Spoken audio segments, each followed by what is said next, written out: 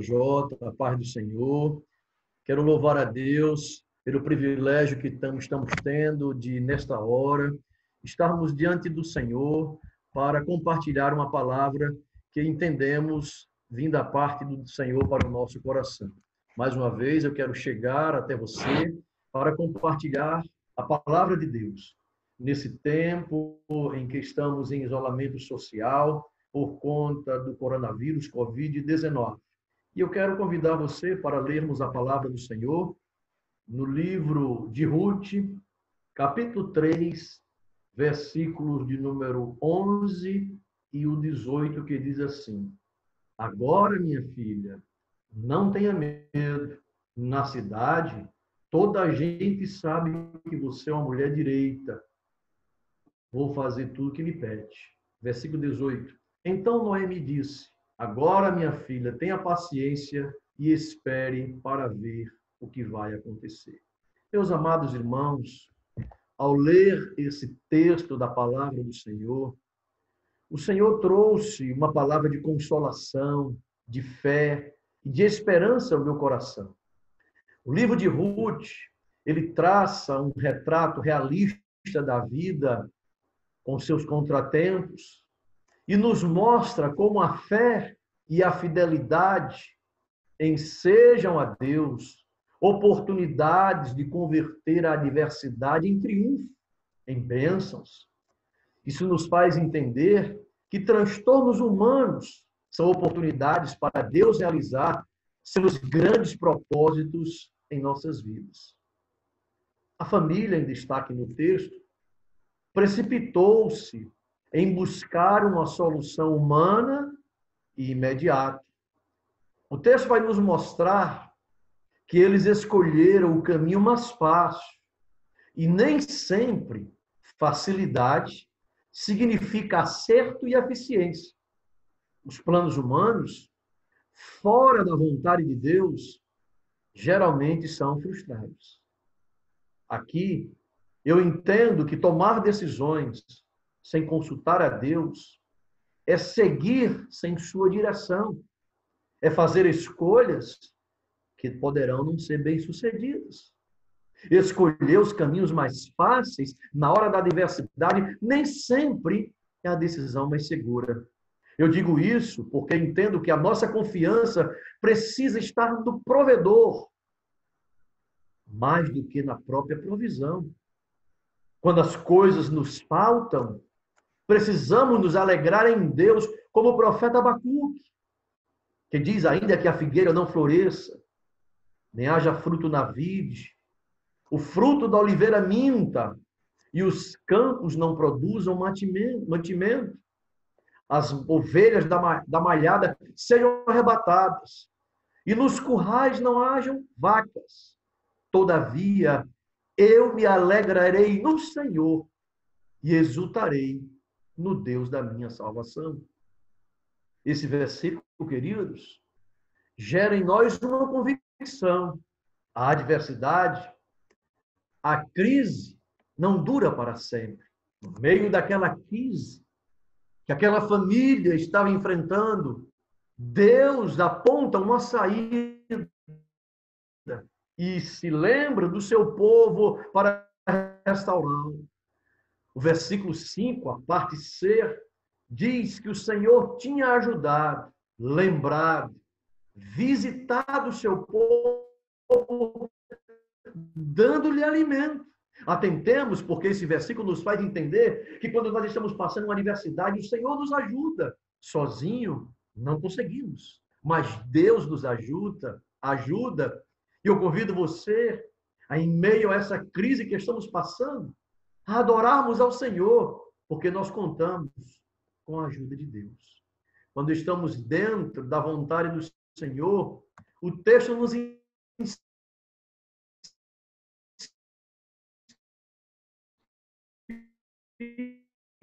a declarar, ficou sabendo que a escassez de água, e o texto bíblico diz que ela se dispôs com as suas noras a voltar à terra de Moabe, porque ouviu que o Senhor se lembrara do seu povo dando-lhe pão. O que aconteceu?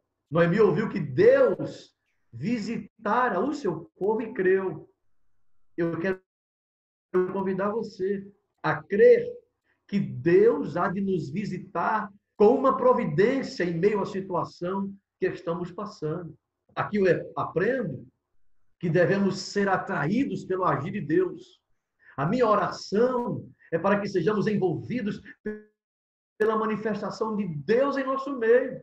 O fato de Deus agir, visitar o seu povo, é a maior razão para que aqueles que estejam longe de Deus voltem-se para Ele. Aliás, os grandes despertamentos espirituais aconteceram quando Deus visitou o seu povo. E então os dispersos voltaram à sua casa. Nós devemos orar nesse tempo de pandemia do Covid-19 para que a provisão do Senhor continue presente em nossa vida. Como é triste quando as pessoas apenas ouvem falar das bênçãos de Deus, mas nunca as experimentam, pois não se encontram no lugar onde Deus quer abençoá-las. O texto nos mostra, Noemi decide voltar. E aqui eu tiro uma lição para a nossa vida. Sempre que desobedecermos ao Senhor e sairmos da sua vontade, devemos confessar o nosso pecado e voltar para o lugar da bênção. Noemi tomou a decisão certa, com a motivação errada. E ela ainda estava interessada primeiramente no alimento e não na comunhão com Deus. Nós não a vemos confessando seu erro de ter saído de Belém sem consultar a Deus. Ela aqui nos dá a entender que está voltando para a sua terra, mas não voltando-se para Deus. A forma de Noemi lidar com essa situação nos parece equivocada, quando ela não quer até mesmo a companhia das suas noras. Se era certo ela voltar para Belém, onde havia cessado a fome e onde o Deus vivo era adorado, porque as suas noras não poderiam ir também. Tem uma impressão de que Noemi não queria levar Orfa e Ruth, porque elas duas eram prova irrefutável de que ela e o seu marido haviam permitido que os seus dois filhos, Malom e Quilion, se casassem com mulheres que não pertenciam à nação de Israel. Em outras palavras, Noemi estava tentando esconder a sua desobediência. Se ela voltasse a Belém sozinha, ninguém ficaria sabendo de que a sua família havia transgredido a lei de Deus. Olha, queridos, quando tentamos encobrir os nossos erros, isso mostra que, na verdade, não os julgamos de acordo com a palavra de Deus. Porque o verdadeiro arrependimento implica em confissão honesta e em um quebrantamento interior. A grande verdade, o texto nos mostra que, em vez de Noemi estar quebrantada, ela se sentia amargurada. E o mais triste é que ela dá a entender que Deus era o responsável pela tristeza e dor dela e das suas duas noras. Quando lemos o texto, podemos entender que o sofrimento de Noemi parece insuportável. As circunstâncias parecem injustas e as perguntas sem respostas. Nessas horas, queridos, precisamos aprender a descansar na providência amorosa do eterno Deus. Deixar as dificuldades nas mãos de Deus, mesmo sem receber uma resposta, é saber que por trás de toda adversidade há sempre manifestações milagrosas do Senhor. Aqui nesse texto, queridos, podemos ver que Noemi não apenas sofreu perdas materiais e humanas, mas ela sofreu grandes perdas espirituais. O texto nos dá a entender, ela se sente injustiçada por Deus. Ela atribui toda a tragédia que aconteceu em sua vida a Deus. Ela estava amargurada, atribuindo todo o seu sofrimento a Deus. A Bíblia nos mostra que Noemi fez 5 afirmações acerca de Deus. Ela diz que Deus descarregou a mão sobre ela. Ela diz que Deus lhe deu amargura ou grande amargura. Ela diz que Deus a deixou pobre. Ela diz que Deus a testificou contra ela. Ela diz que o Todo-Poderoso a afligiu. E quando eu percebo esse comportamento de Noemi, eu aprendo aqui algumas lições. No momento em que passamos por sofrimentos, por adversidades, por crises, nós não podemos atribuir a Deus a culpa. Na história de Noemi, nós somos estimulados a aprender, a enxergar a vida sob o cuidado de Deus, mesmo a despeito da adversidade e da perda da crise. Sabe por quê? Porque Deus não se perde no seu cuidado para com a nossa vida. Sim, Deus não perde o controle da nossa vida. Nós podemos até nos descontrolar, mas Deus não. Ele continua no controle de todas as coisas. Ei, entendamos isso. Deus não é nosso adversário. Ele é o nosso aliado. Deus não luta contra nós, Ele luta por nós. O nosso Deus não trabalha contra nós, Ele trabalha por nós e em nós. Glória a Deus por isso. Noemi se atribulou, porque embora acreditasse que Deus estava no controle de todas as coisas, ela pensou que Deus estava contra ela. Agora preste atenção. Quando tudo parecia perdido e sem sentido na vida de Noemi, após perder seu marido e seus 2 filhos, Deus estava escrevendo uma linda história na vida desta mulher. Aquela família estava sendo levantada para ser precursora do Messias, o prometido. Queridos, a história de Noemi nos ensina ainda, quando nós não pudermos explicar o que Deus está fazendo na nossa vida, podemos compreender que Ele é soberano, que Ele nos ama e que Ele trabalha para aquele que nele confia. Portanto, eu convido a você a não permitir que em tempos de crise pela pandemia do Covid-19, não permita a amargura dominar o seu coração. Continue confiando no Deus e na sua provisão. A Bíblia diz assim: todas as coisas cooperam para o seu bem. Você pode até não estar entendendo nada, pode até estar sofrendo com as perdas, mas o Senhor, lembre-se, tem promessa na sua vida, e não é a adversidade que vai invalidar o cumprimento da promessa de Deus. Não considere a luta perdida. Não viva o sentimento da derrota precocemente. Quem foi que disse que nós não sairemos dessa adversidade? A palavra profética de Deus para você nesse momento é: o que você não entende hoje não lhe impedirá de você ser abençoado amanhã. Creia, porque você abraçará e celebrará a sua vitória. Eu convido você nesse momento a parar de aceitar antecipadamente a sua derrota. Não faça como Noemi, que despediu-se das suas noras por entender que chegara ao fim da linha, ao fundo do poço. Noemi pensou que seu futuro estava carimbado pelo fracasso. Eu convido você a não entregar os pontos e nem se der por vencido ou por vencida antes da luta acabar. Noemi pensou que tudo estava acabado. No entanto, Deus ainda haveria de reverter o sofrimento em bonança, transformar a sua tristeza em alegria, transformar as suas perdas em conquistas, em realizações. O Senhor nos fala nesse tempo, esperemos um pouco mais e as coisas mudarão. Sim,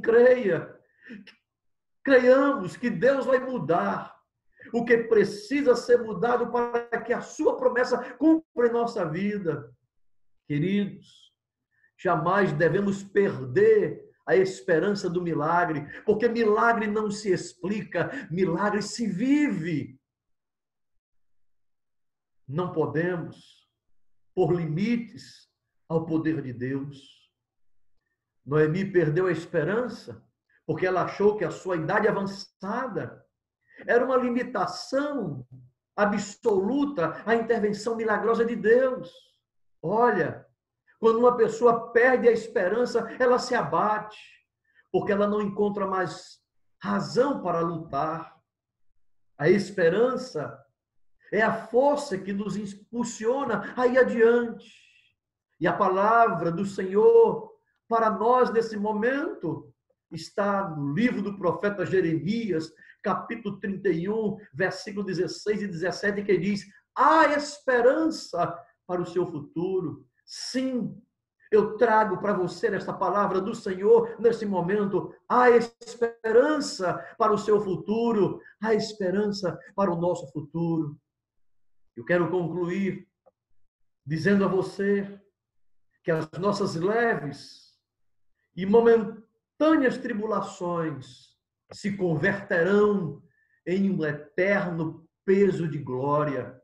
Os sofrimentos do tempo presente não são para comparar com as glórias que ainda serão reveladas em nós. Queridos, o último capítulo da história de Noemi foi de vitória, de alegria, de esperança. Noemi viu que a sua descendência cumpriu o projeto de Deus aqui na terra para a sua família. Sabe o que significa? E quando perdemos o controle, Deus continua no controle. Quando achamos que Deus está indiferente à nossa dor, ou mesmo contra nós, Ele abre a porta da esperança e nos mostra que sempre esteve trabalhando em nosso favor. Eu convido você a romper em fé neste momento, porque nem tudo está perdido. O Deus dos céus nos fará prosperar em meio a essa crise de Covid-19. Creia nisso. Que a palavra de Deus fortaleça o nosso interior, de maneira que possamos crer na proteção e na provisão do Senhor, apesar da adversidade.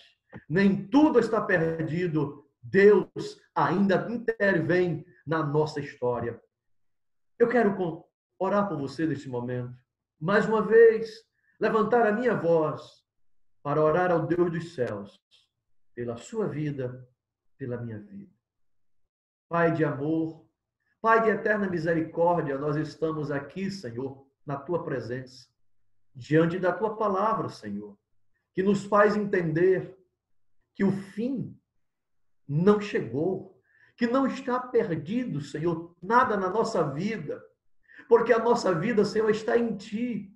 E em Ti diz a Tua palavra que nós somos mais do que vencedores. Sim, Pai, entendemos que estamos passando um momento de adversidade, de crise, de dificuldade.